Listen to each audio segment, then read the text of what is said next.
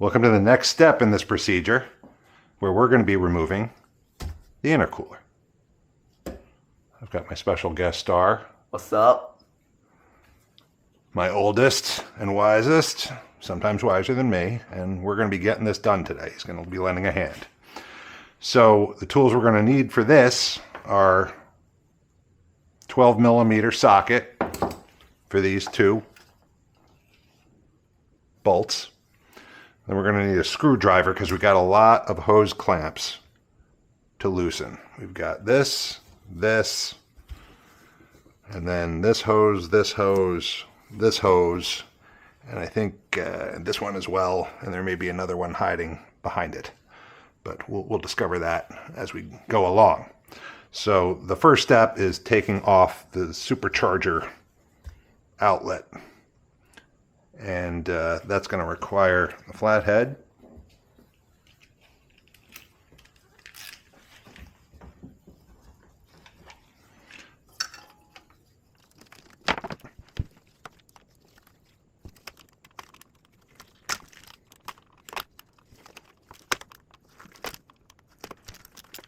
Little tricky to get that angle, but it's in there. Come on, nice now. You want to get that loose enough so we can slide it over the edge.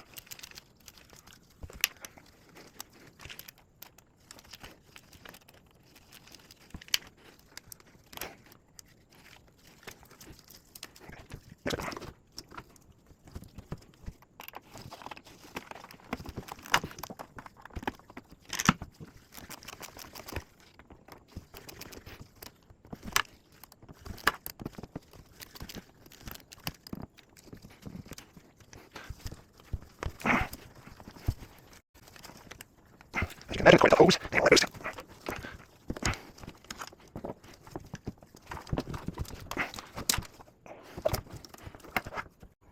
go. All right, out comes our hose. All right, well, as you guys can see, I had a little trouble using the screwdriver, so I switched gears and I went with this, I moved over to an 8 millimeter socket on these clamps because the flathead was just skipping around too much, and this is going to make things a lot easier, so here we go.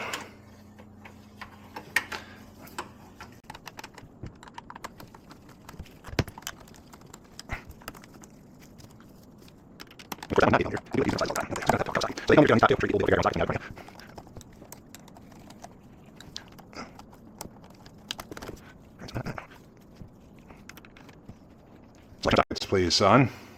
Thank you.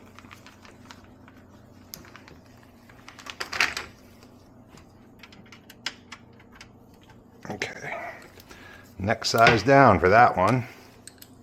And that would be 7 millimeter. There we go. All right.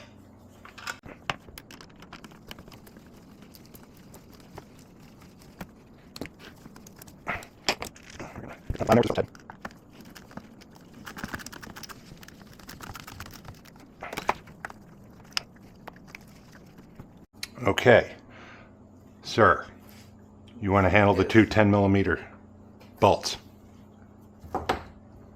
Go ahead.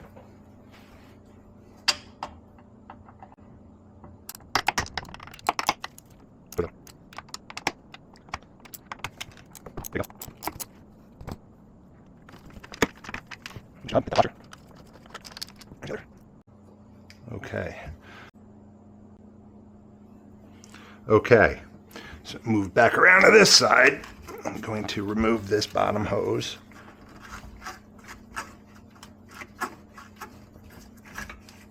Okay, that's off.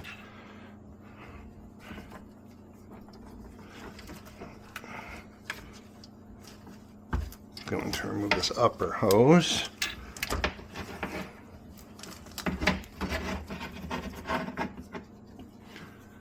This hose with the blow-off valve on it.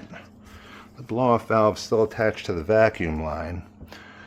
So what I'm going to do very quickly, is take that off so we can just pull this out of the engine.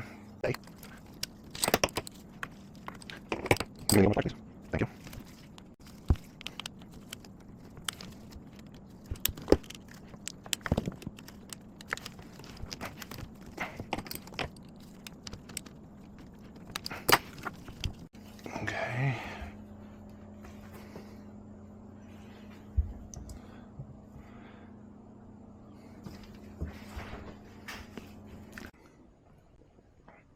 Okay, so now that we've got the hoses loose, the only thing that's left connected is this one. In order to get the intercooler out, though, there's a metal tab that's sticking into a bracket underneath. We have to shimmy it out this way to get it off this hose, and hopefully the whole unit will come out. Keep in mind, I've never done this before, folks, so you're learning with me. Okay, so when I first started looking at this, they had referenced a water temperature sensor, and I couldn't see it anywhere on the intercooler. But apparently, there's another hose down there, and there's the sensor right there. That's the sensor, and there's a hose. And they didn't mention the hose in the field service manual from what I could see, but they did mention a sensor that I couldn't see. And I followed the connection back, and the connection's right over here behind the throttle body. So I'm going to disconnect it there and leave the sensor in the intercooler, just like I did with the exhaust system. And I've got that clamp already loosened on the hose, so I'll pull that off.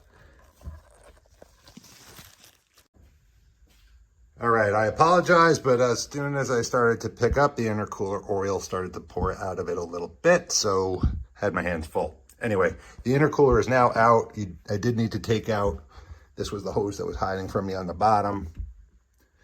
And I disconnected the sensor, which is still in the intercooler.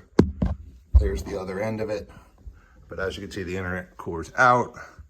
There's a lot of oil in this machine. It's obviously had a big problem, which is why we're doing this to begin with. So we took it out, dribbled a little oil on the floor, hence the kitty litter, and there's the intercooler. So we'll check back in with the next step. We're gonna have to clean this intercooler out. It's got oil in it, obviously, and move on with this project. Thank you.